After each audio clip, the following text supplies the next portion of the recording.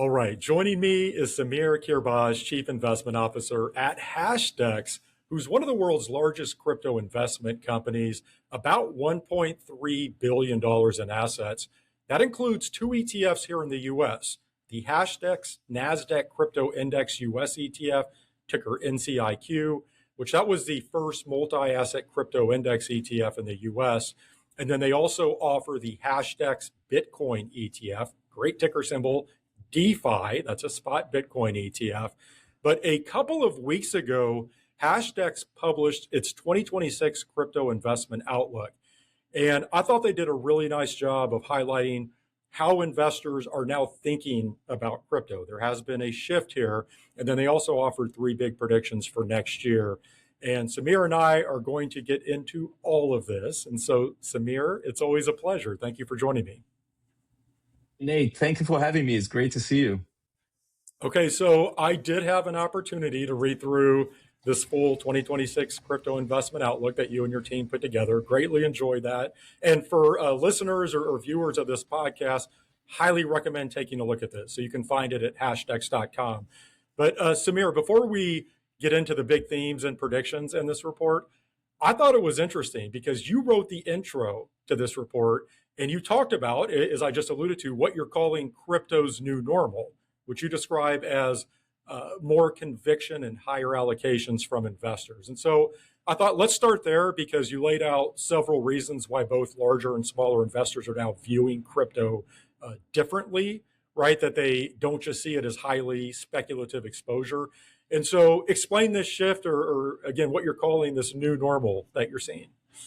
Yeah, no, so sure. We've been since 2018 speaking with professional investors, institutional investors, wealth managers, and they always been very skeptical about crypto.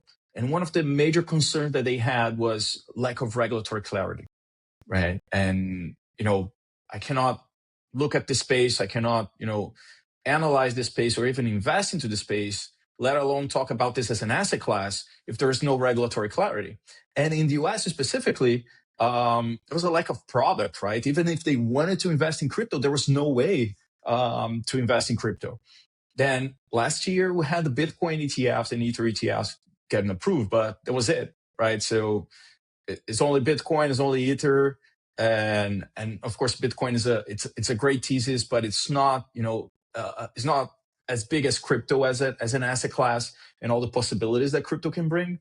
And now this year, we have regulatory clarity, big regulatory clarity in the US, but also in Europe and most of the developed countries. So crypto is now, it's not something that you can argue that's going to be banned in 6 months from now, at least from the Western economies.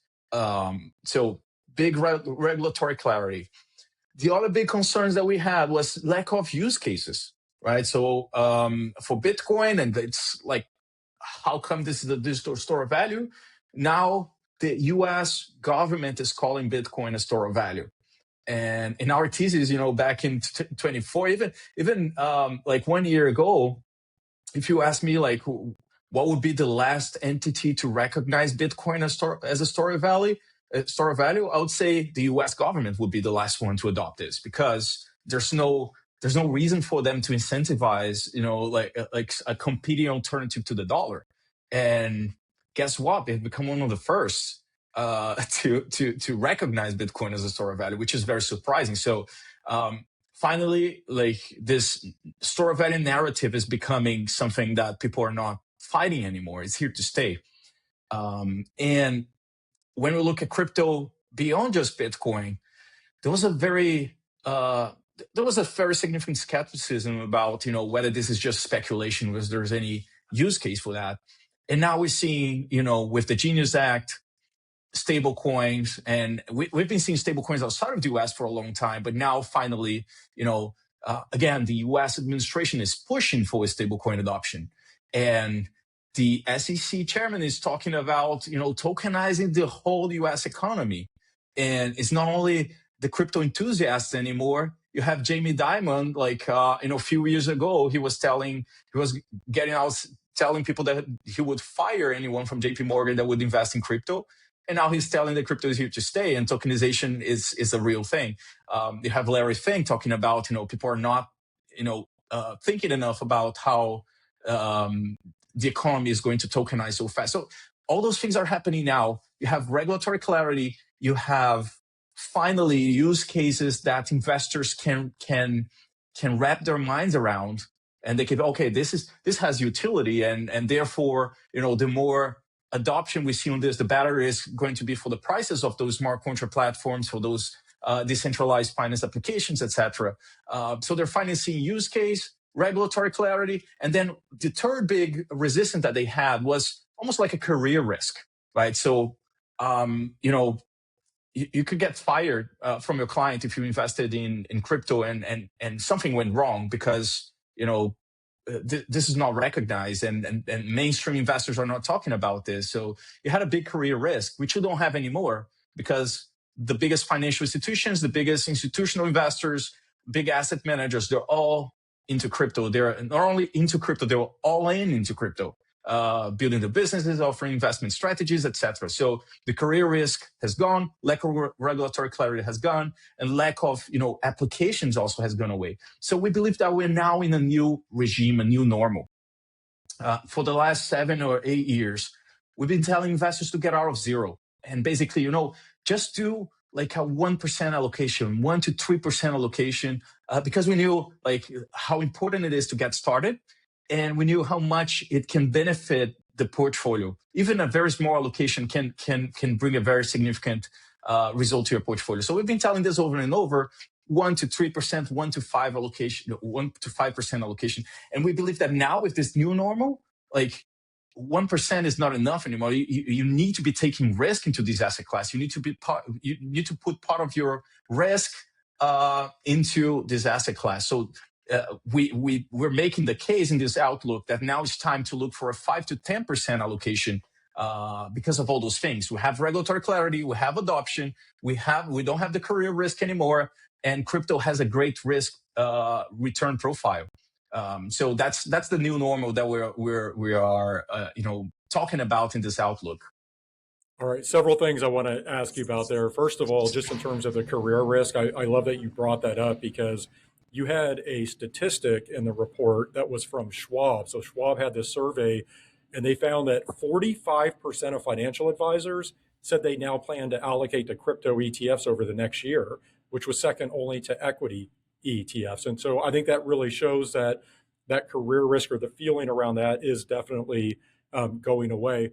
When it comes to portfolio allocation, Samir, you talked about, I think for the longest time, that 1% allocation to crypto, that was sort of the rule of thumb. I know there are a lot of people that have suggested, say, that 1 to 5%, but as you noted, Hashdex is now recommending 5 to 10% for most investors. Can you just talk more around the rationale but behind that? Because I think for some traditional, say 60-40 investors, allocating 10% to crypto, that may seem like a lot. So offer a little more context or color around that. So what we've been seeing and hearing from advisors is that they're increasing more and more their allocation to alternatives, right? So most of them are not talking about the 60-40 anymore. They're now considering 20 or 30% even to alternatives. And there's a lot of reasons for that. You have like the population, like people are living longer, so you need to take more risk to build your retirement. 60-40s are not working as well as they used to in the last like 20 or 30 years. So people are increasing their overall exposure to alternatives, and we think that crypto should be a significant part of your alternatives sleeve, right? So if in this new normal, if you want to have 10 to 20 or 30% allocation to alternatives, we believe that 20 to 50% of that can be into crypto, because crypto is a liquid alternative investment, which is very different from a lot of other alternatives that you have in that specific bucket. And this liquidity allows you to rebalance your portfolio, which is a great benefit that crypto brings. And we've been seeing investors, again, outside of the US, in Switzerland and Brazil, benefiting a lot from that rebalancing strategy, that the fact that they can rebalance this as frequently as they like with an ETF. those are the rationale is, this should be part of your alternative sleeve that's growing from, anywhere from 10 to even 30%. This should be a very significant part of your alternative sleeve because it's liquid, because it has a very strong risk return profile. And now finally, you have alternatives like the ETF that will allow you to get a broad exposure to the space without having to pick winners or pick, very, different hedge funds and non-transparent vehicles, etc. So that's the rationale for coming with that type of number. We believe that still, looking for a single digit allocation is prudent. Okay. Again, crypto, the combination of being a highly volatile asset class with a very strong return profile and historically uncorrelated with the other asset classes makes it a very strong diversifier. So a 5 to 10% is the type of allocation that wouldn't hurt the overall volatility of your portfolio and bring a very significant improve in the risk-adjusted returns in the Sharpe ratio. As you go above 10% to 15, 20, 30%, then the volatility, the profile of your portfolio starts to change significantly and then starts to get very dangerous as you look for higher allocations. And, that needs to be taken, you need to be very careful about those allocations, especially above 10%, because the volatility starts to play a very strong role in the portfolio. So what we normally tell the clients is that the difference between the medicine and the poison is the size of the dose, right? And we believe, a dose of crypto below 10% is something that, it's manageable within a diversified portfolio and can bring very strong benefits. The other thing that I'll add, and you talked about this in the report as well, is just, and by the way, we're not here to make any sort of market predictions or prognostications. That's not what I'm in the business of doing. But you did talk about the 60-40 portfolio coming under pressure just from persistent inflation, higher interest rates. You talked about muted growth expectations. And I know there are a lot of forecasts as we look ahead to 2026 that maybe the returns we've seen over the past several years, you can't expect that we're going to see 25% from the S&P 500. Every single year. And so perhaps if you're looking for areas of growth, crypto could be a place where you might find that. Before we get to the 2026 themes and the predictions, because I definitely want to dive into those a little bit, in terms of actually investing in crypto, you made a point in the intro to the outlook of highlighting an index-based approach. And you said that concentrated exposure to a single asset or a single theme can quickly become outdated. And obviously, Hashdex does offer a crypto index ETF, as I noted at the top. So, it's certainly beneficial to you if more investors go that route. But talk more about the case for indexing when it comes to crypto. Yeah, so it's not only that we have a product, Nate, is we built a business around this since 2018, right? So the core beliefs that we had was that crypto was bigger than just Bitcoin. So crypto is a new asset class. And as a new asset class, it didn't have a benchmark. So we decided to create one with NASDAQ. And this has been our flagship product for 5 years now. We've launched like the world's first crypto index ETF out of Brazil. That's one of the largest ETFs in the country, super popular. Like 90% of the financial advisory firms in the country investing in that product. We have that has become also the largest crypto index ETF in Europe in the last few years.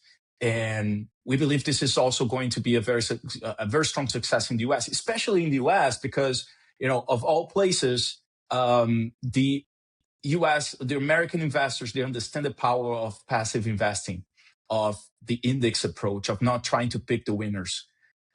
So this is our flagship product everywhere. This is our flagship product in the US. And we believe this is the best first step for any investor looking into a new asset class, is to start with a passive allocation. Start with, a very good quality index that can give you a broad exposure. And then as you build conviction, you can have tactical allocations. You can choose to have, an overweight in a certain asset or underweight in the other asset, but you should start with a good benchmark index. And that's basically why the Nasdaq Crypto Index was designed. Was designed to be a benchmark, and we've built the NCIQ, so the US ETF, to be like a flagship product, to be like a QQQ of crypto, like a simple way to get a broad exposure to the space without having to pick the winners, without having to become an expert of all those individual single assets. And so this solves a lot of problems for investors, right? So this has been a huge success outside of the US.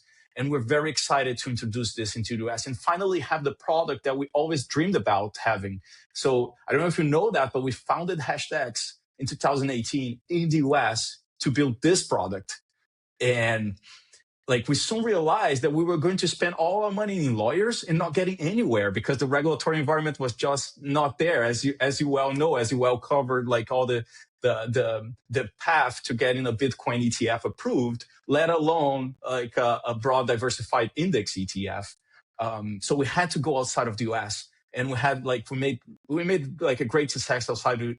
We made a great success outside of the US, and now it's finally the moment in which we're back here. Building this business in the way we always envisioned to have it, like a flagship product in the US to be the QQQ of crypto. So that's what we believe this product is. This philosophy is a simple way to get exposure to the space. And when we speak with wealth managers and institutional investors about this, like they get it real fast. Like what I'm like. I've been picking assets like Bitcoin, Ether, and now I have to select like a Solana, XRP, Sui, like Cardano, like how to wrap my head around this.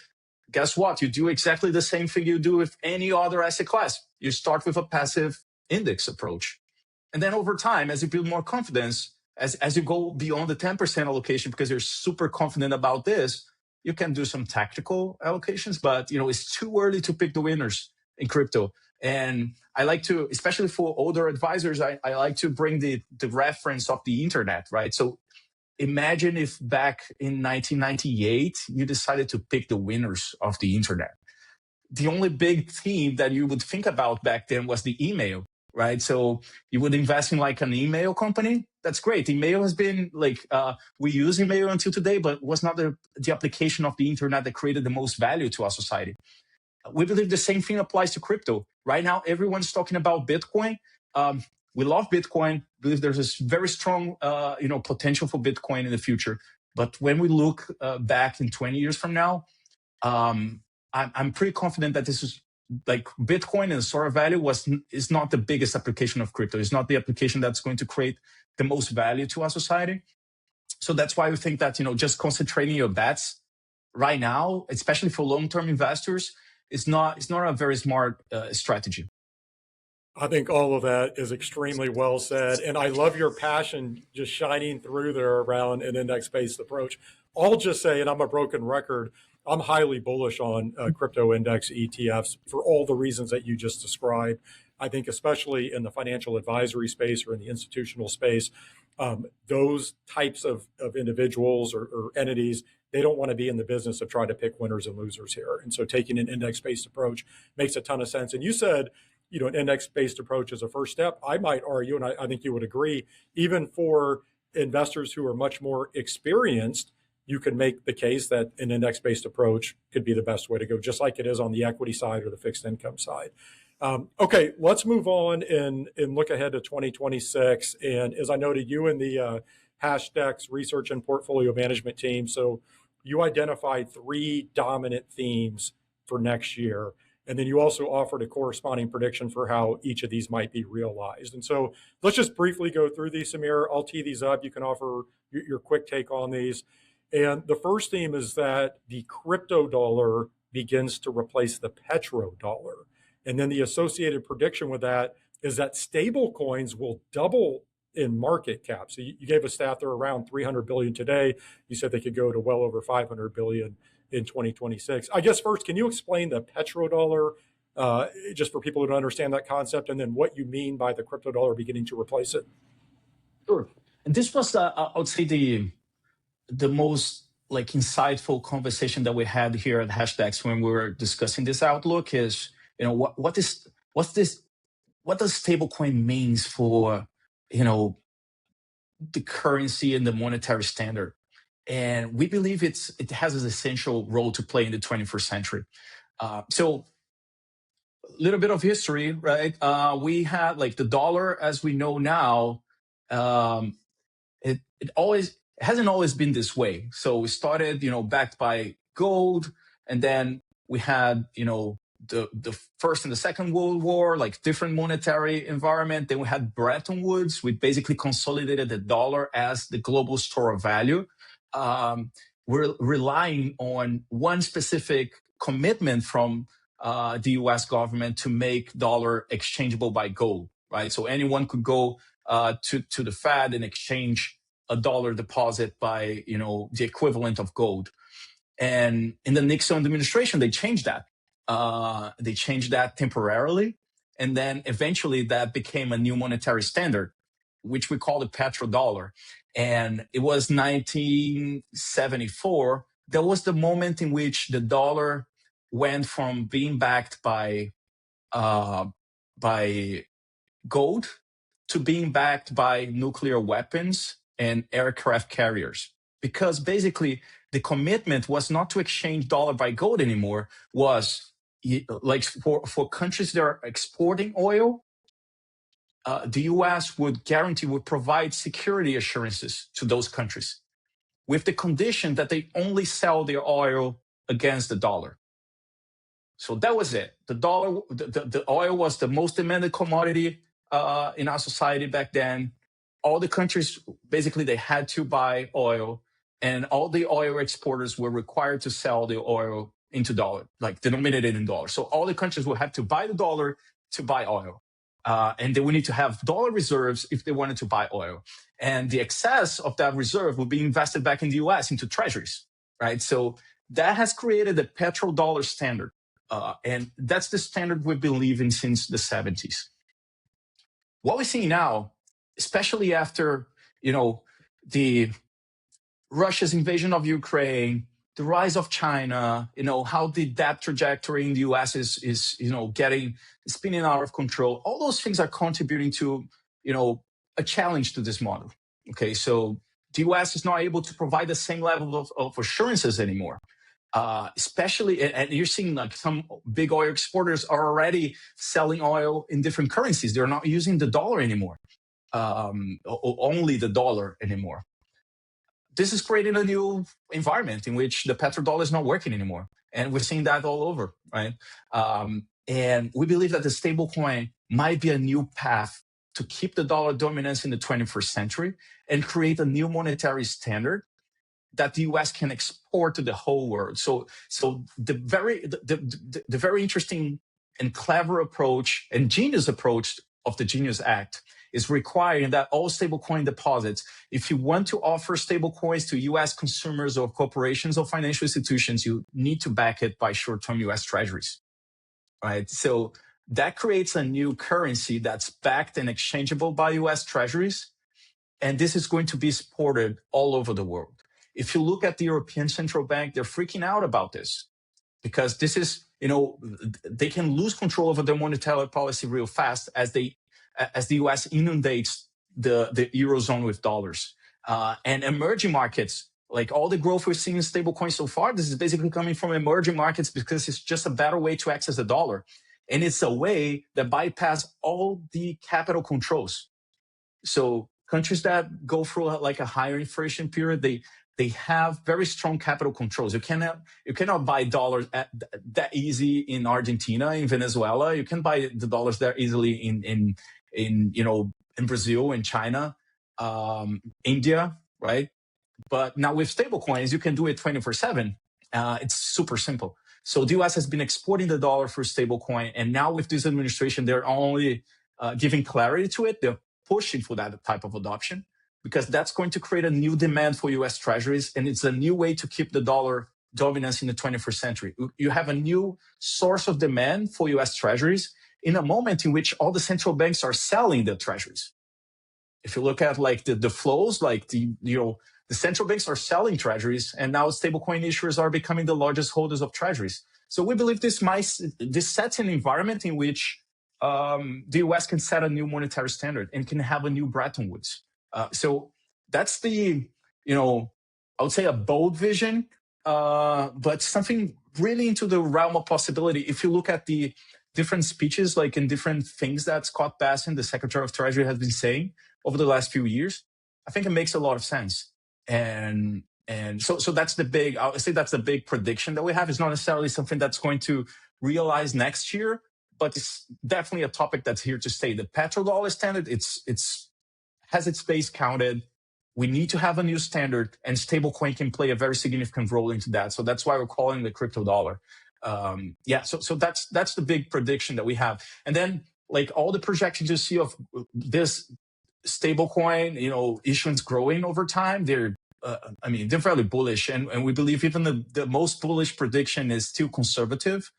Just like the predictions on the Bitcoin ETFs were very conservative, because once the US starts to adopt this as an instant payment solution, once like all the cell phones have a digital wallet that can send and receive stable coins, we believe this is going to grow exponentially. From a pure investment perspective, if people agree with your thesis there and they believe in the growth of stable coins, which crypto assets are potential beneficiaries here? Is it the obvious ones? Is it Ether, Solana, basically these chains where stable coins ride on? Is it that simple?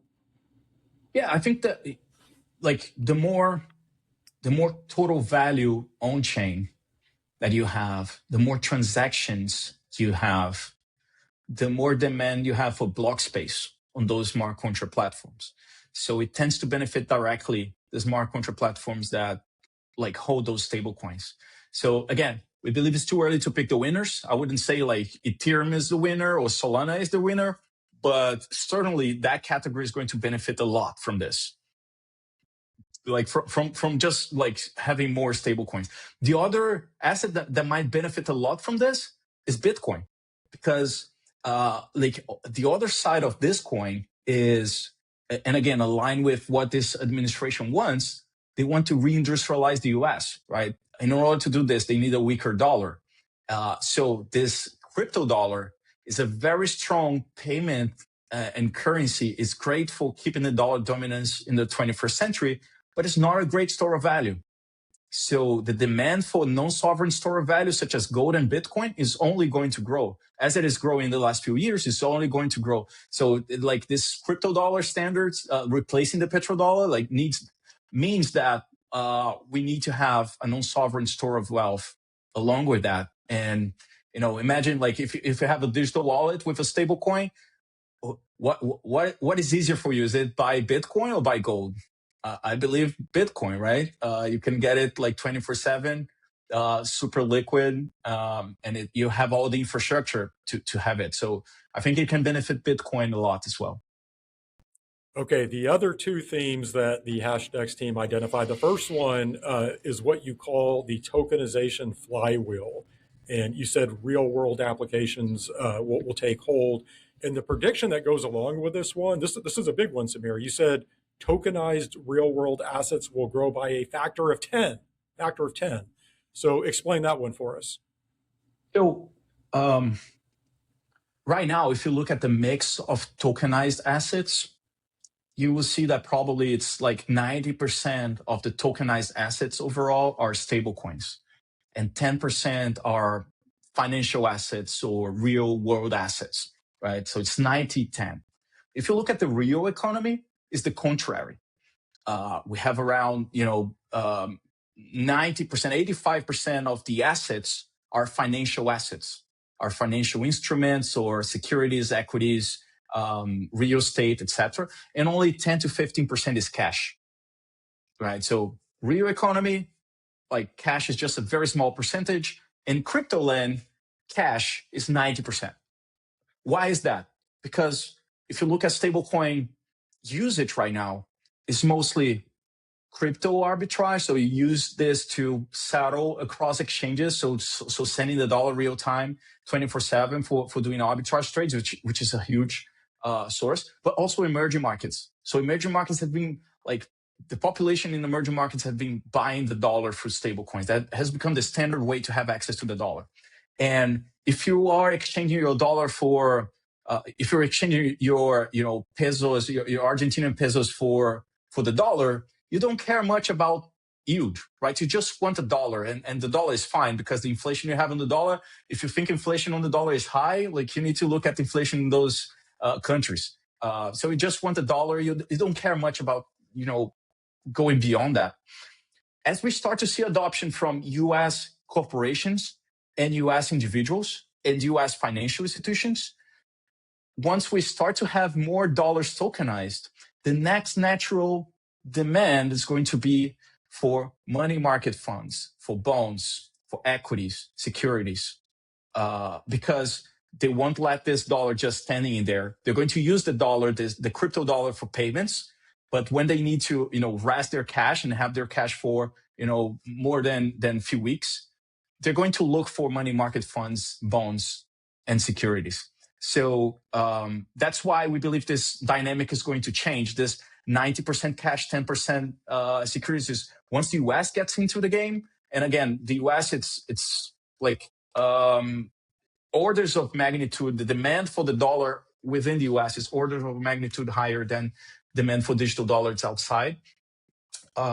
We believe this can change real quickly, because people will not just rest their cash and get no income, no yield on that. They're going to look for money market funds and tokenized investment products. So that's why we believe this is going to grow. It's a $30 billion market, so growing 10x. It's growing to 300 billion, which is huge, but it's like there's 600 trillions of dollars of assets to be tokenized in the coming years. So it's not a big penetration still. Like growing 10x is still very small. So we believe it's very feasible, especially as the US economy gets tokenized. And again, it's not like the crypto folks are trying to tokenize the economy. Now, even the SEC chair is pushing for tokenizing the US economy. So this can happen really fast. Well, and as you mentioned, BlackRock CEO Larry Fink, and I know you noted this in the report, and you mentioned earlier, he said we're not spending enough time talking about how quickly we're going to tokenize every financial asset. And we're already seeing early indications of this. I mean, speaking of BlackRock, you look at the Biddle Fund. Last I checked, that had something like $3 billion in it. Franklin Templeton has one with $1 billion. I'm sure you saw JP Morgan just launched a tokenized fund. So we're already seeing everything shift towards that. And most importantly, once you get the TCC into the game and NASDAQ, like to tokenize the securities that they have listed there, we can grow from 2, 3, 5 to thousands. We can have all ETFs tokenized overnight, just because the TCC is tokenizing the securities and they have all on chain, and then you can, like, from your stable coin, you can buy an ETF you want. 24/7 using a decentralized exchange or a platform such as Coinbase. So I believe that especially with regulatory clarity coming on the Clarity Act, this can happen really fast. I 100% agree. I think people are completely underestimating how quickly this can happen. Yeah. Okay. The last thing that the Hashdex team highlighted was around how artificial intelligence will fuel a stronger investment case for crypto. And Samir, before you explain why, do you mind just explaining this intersection of crypto and AI just at a basic level? Because I don't think it's quite as intuitive as, say, stable coins, which we were talking about, or tokenization. And so just for a crypto novice, explain the convergence of crypto and AI. What does that mean? Okay. So there are a lot of possibilities in that intersection. You have from, using the consensus mechanisms of like the blockchain to help coordinate AI agents, to decentralized mining. So having, your computer, working for AI, right? So instead of building huge data centers, you can have like a decentralized infrastructure. But the most interesting one that we think it's going to reach people very soon is like payments. So think about this. AI agents, they're going to be doing more and more of, things for us, services for us. We're going to rely more and more on those agents to do things for us.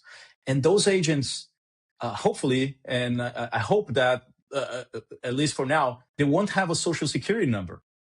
They won't have bank accounts. They won't have a credit card. The only thing that they can take for payments is tokens, right? So that's why, they can use stable coins. They can have a digital wallet and use stable coins like very, very easily. And one of the big problems that we see now with AI interoperability is how to, how to transact between those AI agents, how to make sure that agents from different providers, different models can interoperate. You have some protocols on chain like the X402, which is basically made for digital payments on the internet. So it's a way that AI agents can send and receive payments on the internet. And we believe this is going to become a very relevant topic. And again, it's still very nascent. It's a venture capital kind of like space right now, but a space that is growing exponentially because the AI development, like things are growing so fast. We're seeing even within Hashdex, we've been using AI agents here, and the evolution we've been seeing the last few weeks is very surprising, and how they can make our operations more efficient, how they can create leverage for our employees, etc. So this is a topic that's growing very significantly, and we're reaching a point in which not having a payments mechanism for the AI agents is a big bottleneck, is a big problem for getting real world application and getting to real autonomy.